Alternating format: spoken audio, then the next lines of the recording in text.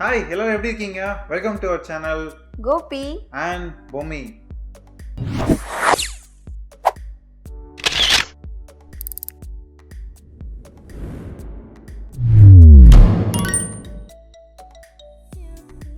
இன்னைக்கு நம்ம பார்க்க போகிற விஷயம் ஐஎஸ்ஓ. ஏற்கனவே அப்பர்ச்சரை பற்றியும் ஷட்டர் ஸ்பீடை பற்றியும் டீட்டெயிலாக பார்த்துட்டோம். அதை பார்க்காதவங்க முதல்ல அந்த வீடியோலாம் பார்த்துருங்க, அப்புறமா ஐஎஸ்ஓக்கு வாங்க. அப்போ தான் உங்களுக்கு நான் இப்போ என்ன சொல்ல போகிறேன்றது நல்லா புரியும். ஐஎஸ்ஓவை பற்றி ஏன் நீங்கள் தெரிஞ்சுக்கணுன்னாக்கா, ஐஎஸ்ஓவை பற்றி தெரியாமல் நல்ல குவாலிட்டியான பிக்சர் எடுக்கவே முடியாது. அது எதனாலன்னு சொல்லிட்டு இந்த வீடியோவில் நான் உங்களுக்கு எக்ஸ்பிளைன் பண்ணுறேன். சரி, ஃபஸ்ட்டு ஐஎஸ்ஓனா என்னென்னு பார்ப்போம். ஐஎஸ்ஓன்றது இன்டர்நேஷ்னல் ஆர்கனைசேஷன் ஃபார் ஸ்டாண்டர்ட்ஸ். அவங்க நிர்ணயித்த சில வேல்யூஸ் தான் ஐஎஸ்ஓ வேல்யூஸு. இந்த ஐஎஸ்ஓ டிஜிட்டல் கேமராவில் என்ன பண்ணுதுன்னு முதல்ல பார்த்துடலாம்.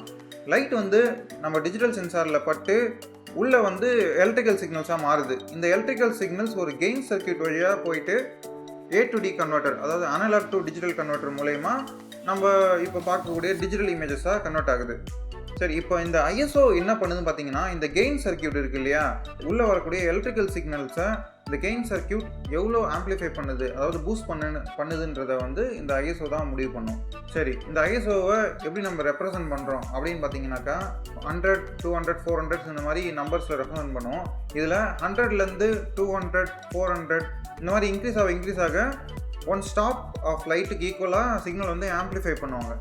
ஸோ இதை நீங்கள் வந்து கொஞ்சம் தெளிவாக புரிஞ்சிக்கணும். இப்போது அப்பர்ச்சரில் நம்ம வேல்யூஸை இன்க்ரீஸ் பண்ணும்போது டிக்ரீஸ் பண்ணும்போது, இல்லை ஷட்டர் ஸ்பீடில் வேல்யூஸை இன்க்ரீஸ் பண்ணும்போது டிக்ரீஸ் பண்ணும்போது ஒன் ஸ்டாப் ஆஃப் லைட் ஏறும் இல்லைனா இறங்கும்னு சொல்லியிருப்பான். ஆனால் இதில் வந்து ஒன் ஸ்டாப் ஆஃப் லைட்டுக்கு ஈக்குவலாக சிக்னல்ஸ் வந்து ஆம்ப்ளிஃபை ஆகும். இது ரெண்டுத்துக்கான வித்தியாசத்தை புரிஞ்சுக்குங்க, ஓகேவா? இப்போ நீங்கள் பார்த்துட்டு இருக்க எக்ஸாம்பிளில் ஐஎஸ்ஓ வந்து நம்ம 100லேருந்து 200, 400 அப்படின்னு இன்க்ரீஸ் பண்ணிட்டே போவோம். இதில் பார்த்தீங்கன்னாக்கா இமேஜ் எப்படி பிரைட் ஆகுதுன்னு நீங்கள் பார்க்கலாம். ஸோ இந்த மாதிரி ஐஎஸ்ஓ வேல்யூஸ் இன்க்ரீஸ் பண்ணும்போது உங்களோட இமேஜஸ் வந்து பிரைட்டாக கிடைக்கும். சரி, இந்த ஐஎஸ்ஓ வந்து எங்கெல்லாம் யூஸ் ஆகும், எதுக்காக இந்த ஐஎஸ்ஓ யூஸ் பண்ணணும் அப்படின்னு பார்த்தீங்கன்னா, இப்போது நீங்கள் ஒரு ஃபோட்டோ எடுக்க போகிறீங்க, ஒரு சுச்சுவேஷன் யோசிச்சுக்கோங்க. ஷட்டர் ஸ்பீடு உங்களுக்கு இமேஜ் பிளர் ஆகாமல் வரதுக்கு செட் பண்ணிட்டீங்க. ஒரு உதாரணத்துக்கு 200 வச்சுட்டீங்க ஷட்டர் ஸ்பீடு அப்படின்னு வச்சுப்போம். அப்பர்ச்சர் வந்து உங்கள் கிட் லென்ஸில் மேக்ஸிமம் 3.5 வைக்க முடியும், அதை வச்சுட்டீங்க. இப்போ வந்து ஃபோட்டோ எடுக்கிறீங்க, டார்க்காக வருது. ஸோ இப்போ நீங்கள் வந்து வெளியில் இருக்க லைட் வந்து ரொம்ப கம்மியாக இருக்கிறதுனால இமேஜ் டார்க்காக தெரியுது இல்லையா? நீங்கள் வந்து ஷட்டர் ஸ்பீடை இதுக்கு மேலே குறைக்கவும் முடியாது, மோஷன் பிளர் வரும். இல்லை நம்ம அப்பர்ச்சரை இன்க்ரீஸ் பண்ணலான்னு பார்த்தீங்கன்னாக்கா அதுக்கும் வாய்ப்பு இல்லை. இப்போ தான் நீங்கள் வந்து ஐஎஸ்ஓ யூஸ் பண்ணணும். ஸோ இப்போ வந்து ஐஎஸ்ஓ 100 இருக்குதுன்னு வச்சுப்போம். அது நீங்கள் வந்து 200, 400 உங்களுக்கு கரெக்டான பிரைட்னஸ் வர வரைக்கும் இன்க்ரீஸ் பண்ணி ஒரு சரியான பிக்சரை எடுக்கலாம். ஸோ இந்த மாதிரி சுச்சுவேஷனில் தான் நீங்கள் ஐஎஸ்ஓ யூஸ் பண்ணணும். சரி, இது நல்லா இருக்கே, நம்ம வந்து அழகாக ஐஎஸ்ஓலாம் ஏற்றி நல்லா பிரைட்டான பிக்சர்லாம் ஈவன் ரொம்ப டார்க்காக இருக்கிற இடத்துல கூட எடுத்துடலாமே அப்படின்னு வச்சிங்கனாக்கா, அங்கே தான் ஒரு பெரிய ப்ராப்ளமே இருக்குது. அவ்வளோ ஈஸியாக நீங்கள் வந்து ஐஎஸ்ஓ ஏற்றி ஃபோட்டோ எடுத்துகிட்டு இருக்க முடியாது. ஏன்னா நீங்கள் எவ்வளோக்கு எவ்வளோ ஐஎஸ்ஓ ஏற்றுறீங்களோ உங்கள் பிக்சரில் நாய்ஸ் வந்து அதிகமாகும். இப்போ நீங்கள் பார்த்துட்டு இருக்கிறது ஒரு டெஸ்ட் ஷாட்டோட 100% க்ராப். இதில் வந்து ஐஎஸ்ஓ 200லேருந்து 12,800 வரைக்கும் எடுத்திருக்கேன்.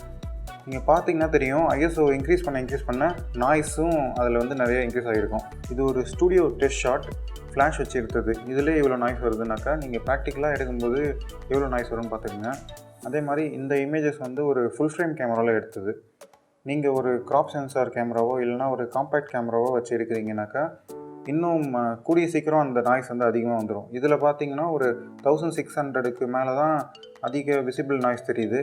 அது மற்ற க்ராப் சென்சார் கேமராஸ் இல்லைனா வந்து ஒரு காம்பேக்ட் கேமராவில் ஐஎஸ்ஓ 400லேருந்தோ சில கேமராஸ் வந்து ஐஎஸ்ஓ 800லேருந்தோ உங்களுக்கு நாய்ஸ் தெரிய ஆரம்பிக்கும். சரி, நாய்ஸ் மட்டும் தான் ஏறுமான்னு பார்த்தீங்கன்னாக்கா அது மட்டும் இல்லை, உங்கள் இமேஜோடைய கலர் அக்யூரசி குறையும், டைனமிக் ரேஞ்சும் குறையும். நீங்கள் ஒரு நல்ல குவாலிட்டியான பிக்சர் எடுக்கிறதுக்கு இந்த ஐஎஸ்ஓவை எப்படி யூஸ் பண்ணலாம் சொல்லிட்டு இப்போ பார்த்துடலாம். நீங்கள் ஃபஸ்ட்டு உங்களுக்கு தேவையான ஷட்டர் ஸ்பீடையும் அப்பர்ச்சரும் ஃபிக்ஸ் பண்ணிக்கோங்க. ஃபிக்ஸ் பண்ணிவிட்டு ஒரு பிக்சர் எடுத்து பாருங்கள். உங்கள் பிக்சர் வந்து டார்க்காக வந்துச்சுனாக்கா டிஃபால்ட்டாக நீங்கள் ஐஎஸ்ஓ ஏற்ற வேண்டியதான், அவ்வளோதான். இப்போ ஐஎஸ்ஓ 100ல் இருக்குது, நீங்கள் ஃபிக்ஸ் பண்ணியிருக்க செட்டிங்ஸில் இமேஜ் டார்க்காக வருதுன்னா ஐஎஸ்ஓ 200, 400 உங்கள் இமேஜுக்கு தேவைப்படுற மாதிரி ஏற்றிக்கோங்க. ஸோ அதுவே உங்களுக்கு வந்து நல்ல ஒரு குவாலிட்டியான இமேஜ், அதில் பிரைட்டான இமேஜ் கிடச்சிச்சுனாக்கா ஐஎஸ்ஓ கம்மியாக வச்சுக்கிறது ரொம்ப நல்லது. சரி, நீங்கள் வந்து ஐஎஸ்ஓ சில டைம் வந்து இன்க்ரீஸ் பண்ணி தான் எடுத்தாகணும் அப்படின்ற சுச்சுவேஷன்ஸ்லாம் வரும். உதாரணத்துக்கு லோ லைட்டில் ஃபோட்டோ எடுக்கிறீங்க, இல்லைனா வந்து ஏதோ ஒரு ஆக்ஷனை ஃப்ரீஸ் பண்ணுறீங்க, இல்லைனா வந்து கிட்ஸ் பிளேயிங் இந்த மாதிரி சுச்சுவேஷனில் எடுக்கணுன்னாக்கா நீங்கள் ஐஎஸ்ஓ ஏற்றி தான் எடுத்தாகணும். இதில் பார்த்தீங்கன்னாக்கா இன்னொரு முக்கியமான விஷயம், நீங்கள் ஷட்டர் ஸ்பீடு இன்க்ரீஸ் பண்ணணும்னு நினச்சிங்கனாக்கா ஐஎஸ்ஓ ஏற்றுனீங்கன்னா ஆட்டோமேட்டிக்காக உங்கள் ஷட்டர் ஸ்பீடையும் அதுக்கேற்ற மாதிரி ஏற்றி எடுத்துக்கலாம்.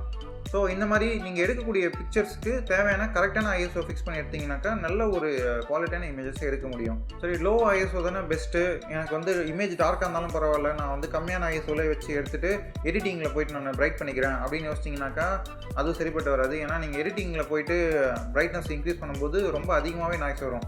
ஸோ நீங்கள் வந்து டார்க்கான இமேஜ் எடுக்கிறதுக்கு பதிலாக ஐஎஸ்ஓ இன்க்ரீஸ் பண்ணி கரெக்டான பிரைட்னஸில் ஒரு நல்ல எக்ஸ்போஷர் எடுக்கிறது நல்லது. இந்த வீடியோவில் ஐஎஸ்ஓ என்ன பண்ணுது, அதோடைய டிஸ்அட்வான்டேஜ் இதெல்லாம் பார்த்துருந்தோம். நீங்கள் வந்து இப்போ ஒரு ஃபோட்டோ எடுக்கும்போது இந்த ஐஎஸ்ஓ தான் வைக்கணும், அந்த ஐஎஸ்ஓ தான் வைக்கணும் அப்படின்னு எந்த ஒரு ஃபிக்ஸட் ரூலும் கிடையாது. லோவஸ்ட் ஐஎஸ்ஓ யூஸ் பண்ணிங்கன்னா நல்ல குவாலிட்டியான இமேஜஸ் கிடைக்கும்.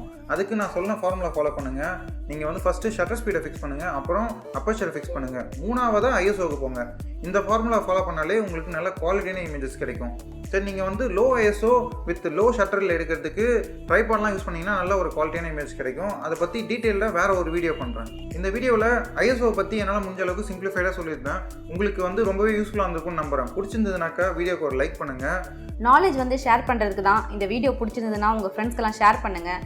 அப்புறம் நீங்கள் கோபியன் பூமி சேனலுக்கு புதுசுனா கண்டிப்பாக சப்ஸ்கிரைப் பண்ணிக்கோங்க. அப்போ தான் அடுத்தடுத்து போகிற வீடியோஸ்லாம் நீங்கள் உடனே பார்க்க முடியும். இந்த வீடியோ பார்த்தது மட்டும் இல்லாமல் நீங்கள் போய் நிறைய ப்ராக்டிஸ் பண்ணி பார்க்கணும். ஃபோட்டோகிராஃபி நீங்கள் நிறைய ப்ராக்டிஸ் பண்ண தான் நிறைய விஷயம் கற்றுப்பீங்க. உதாரணத்துக்கு இந்த ஐஎஸ்ஓவே எடுத்துக்கிட்டிங்கனாக்கா நிறைய நீங்கள் ஃபோட்டோ எடுக்கும்போது தான் எந்த ஐஎஸ்ஓ வேல்யூ கரெக்டாக இருக்கும்னு சூஸ் பண்ண முடியும். நீங்கள் எடுத்த ஃபோட்டோஸை ஷேர் பண்ணணும்னு நினச்சிங்கனாக்கா இன்ஸ்டாகிராம் அக்கௌண்ட் கீழே கொடுத்துருக்கோம், போய் ஃபாலோ பண்ணிக்கோங்க.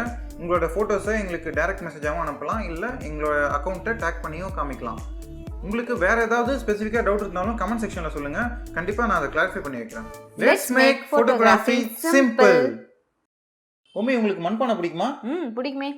எல்லாருக்கும் மண்பானை பிடிக்கும்ல. மண்பானையை கரெக்டாக பண்ணணுன்னாக்கா சரியான மண்ணை சூஸ் பண்ணணும். ஆற்று மணலோ கடல் மணலோ வச்சு பானை பண்ண முடியுமா? பண்ண முடியாது இல்லையா? அதே மாதிரி ஃபோட்டோகிராஃபி லைட்டை டிபெண்ட் பண்ணி தான் இருக்குது. அந்த லைட்டை பற்றி தான் அடுத்த வீடியோவில் பார்க்க போகிறோம். Stay tuned.